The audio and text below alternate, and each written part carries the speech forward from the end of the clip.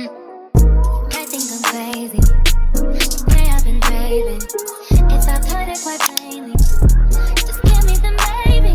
Hey guys, it is almost the end of January, and this video will be published before January ends, just in time for everybody's questions. I have recently gotten like a lot of emails, a lot of TikTok replies and DMs about like, you know, how did I become a CNA, the journey on becoming a CNA, how is just everything in being a CNA.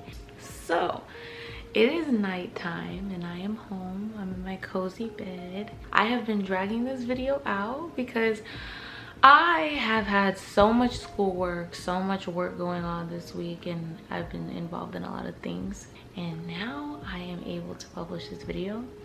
Don't forget that I will be posting a video once every week on Mondays preferably. And yeah, we're trying to grow our audience and get more of my TikTok people on here so that you guys can see more of my personality behind the camera when there's no music and it's just always me talking and giving you guys information. So let me put my glasses on.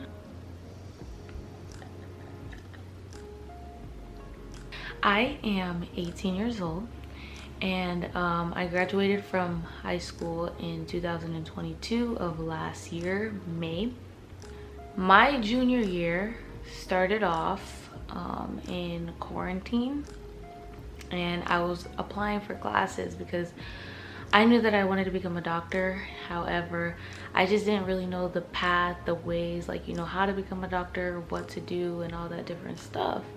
But I know I wanted to do something like, you know, getting my feet in the door. Let me try to see how I can get into the medical field and kind of get some experience in the hospital, which was a really good decision I made. I wasn't really thinking that through at the time, but like looking back, like I was really making some logical decisions for my future.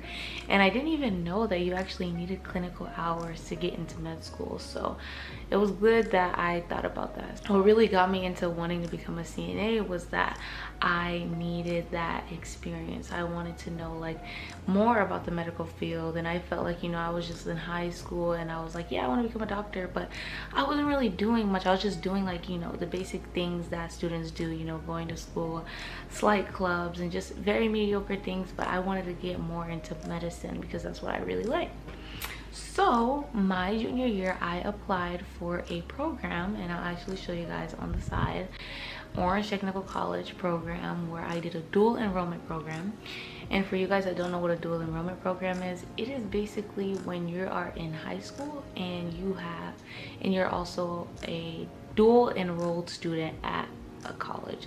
So basically that means half of my schedule was high school and half of my schedule was college. Students that are usually eligible for this is students that don't have that much credit hours that they need in high school, or they don't have much classes that they need to take, so you can start working your way up into college, which I highly recommend for everybody. Even if you're not trying to become a CNA, just dual enroll or taking AP classes.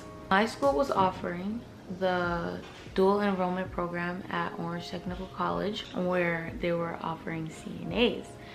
So I applied for the dual enrollment, and usually when you apply, you're applying for the next cycle. So I applied my junior year because I wanted to have that on my senior year schedule, not my junior year schedule. So try to sort those things out if you're really trying to get into a dual enrollment program at your school, and they do offer it.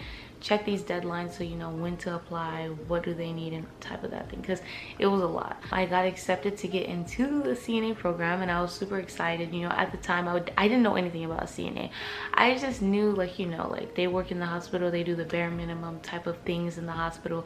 They weren't really like nurses and stuff, but I just knew, like, you know, they were still in the medical field, and I was just trying to get my feet to the door.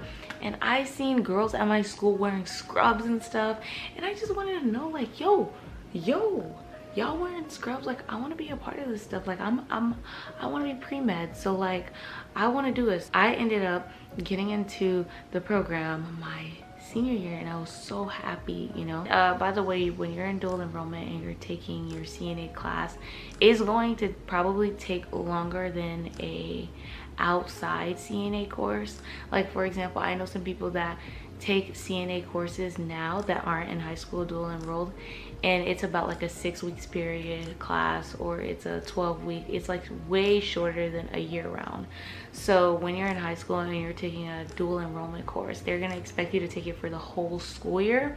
And so that's what ended up happening. I took my course for a whole school year.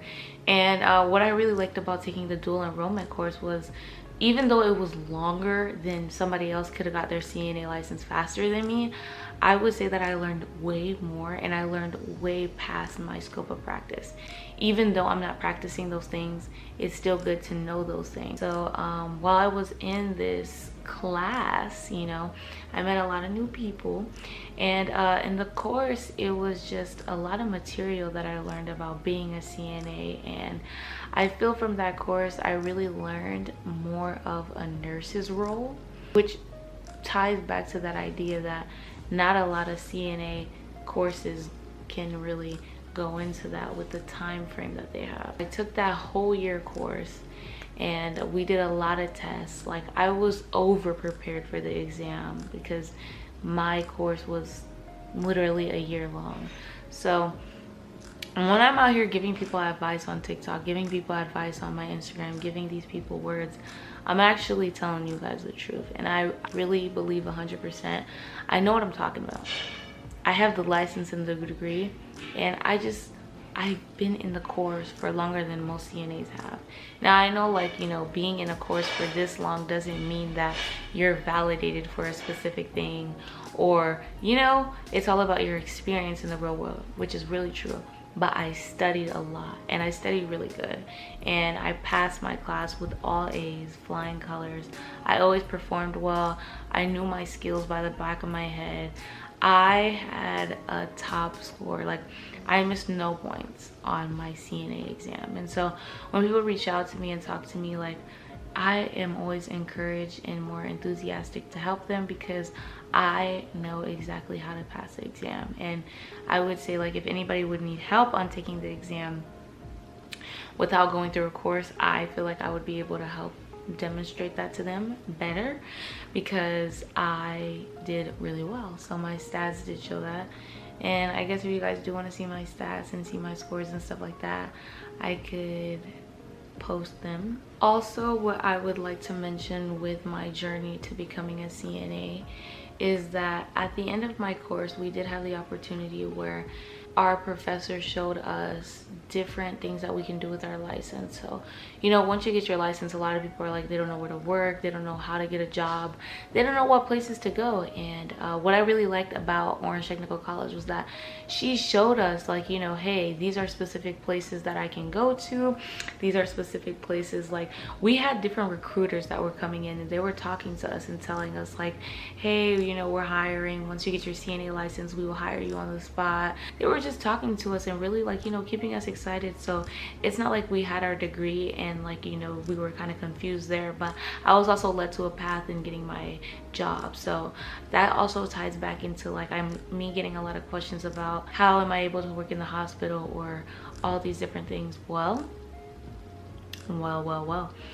I had connections as well. I say that connections did really play a big part in me having my career starting off in the hospital, because it's not easy getting into the hospital, especially if you don't know anybody. But I would say it has gotten easier to get into the hospital because of the pandemic and understaff and all that type of stuff. But at the time that I was applying, I was referred by a recruiter that I was talking to, and I was able to get in also through a hiring event. So yeah, that really wraps up my whole entire, like, thing about being a CNA. Like, that was my path to being a CNA, and it really wasn't, it's not really like a lot. It was just like kind of self-explanatory. I started off in high school, and then I took the exam, I passed the exam, and then after that I was able to talk to that recruiters that came to my school and, you know, apply to the hospital and then get into the hospital and then actually start practicing. And you know what I would say from, like, now compared to when I was in CNA school is that a lot of the different things that you learn in CNA school will be completely different from the real world. I won't say it's like completely like whoa, but you will see a lot of different things, and a lot of things you will notice right off the bat, and a lot of things do also contradict each other in the real world and CNA school. So there's a lot of things they tell you that you can't do, but depending on where you work, these things do vary. So your scope of practice really truly depends on your guidelines of your facility that you work at. So I also was taught that in my CNA course, but it was a real eye-opener. I feel like me stepping into the CNA world really opened my eyes on me becoming a doctor, and I made more connections, and I actually was able to branch off more. And so that's why I talk about the CNA role more, because I feel like a lot of people don't know what, you know, being a CNA is, or a lot of people talk down about being a CNA, but when you really look at the real true value and aspect of being a CNA, all those negative kind of outweigh it. Because most people that are trying to become a CNA really are people that are trying to go to med school, radiology, nursing, all those different things. Like all these different majors are the type of things, are the type of people that are becoming CNAs. And so like I don't really believe in like people like always like bashing CNAs. I feel sometimes I do get comments that are like, oh my gosh, CNAs are overworked, they're underpaid, it's highly stressful, and this, that, and the third. Well, you know, CNAs really don't have it the worst compared to all the other careers that we want to become, like a doctor, a nurse. They go through a whole bunch of pressure, put through the test, and it's not like the same as a CNA, you know. But these things are getting your brain and your body ready for the field that you're really trying to go into, like the specific career that you're going into. So if you feel like, you know, you don't want to be a CNA because you feel like it's a lot of dirty work, or you feel like it's just people are talking so bad about it, or you've just seen how stressful and horrible it is, and you want to, at the end of the day, you want to become a doctor or a nurse, you're going wrong somewhere. Don't ever let anybody like tell you, you know, oh, like, you know, the CNAs are looked down upon. And yeah, but you're not trying to be there forever, you know. Like, we're being CNAs to become something greater. Like, there's so many different connections that you can make. And even if you become a CNA and you just don't really know where you want to go in the medical field, you will figure it out by being a CNA. So don't let anybody like, you know, tell you different. Do your own research on things, you know. Like anything could be stressful, and your level of stress could be very different from somebody else's level of stress. Like what you are able to take in is not what somebody else can take in. What somebody else can take in is not the level of stress that you can take in. So don't ever try to get those things confused. Always shoot for your dreams, shoot for the stars, do what you want to do at the end of the day. If you have a gut feeling about it, just do it. Don't let anybody like, you know, sabotage your dream. Don't let anybody be able to talk down and say what you should and shouldn't do with your own life, because at the end of the day, if you know that you want to become a nurse or a doctor or a radiologist or just anything, do it. And if you do find out, you know, taking the CNA route or anything in the medical field is not your heart's desire, it's okay, because at least you know that it's not, and you can move on and go to something else. So take everything as a lesson learned, not as a setback or you know, a disturbance. Everything is meant for a reason. So yeah, guys, I'm happy to talk to you guys. I love all of you guys, and I love when you guys talk to me. So follow me on TikTok, follow me on Instagram, follow me on Twitter.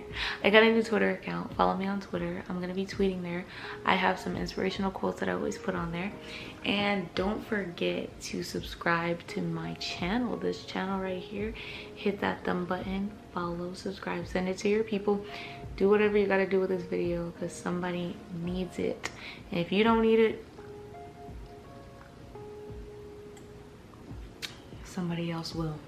I love all of you guys, and remember, Kayla says to shoot for your dreams regardless of what they say. Bye guys.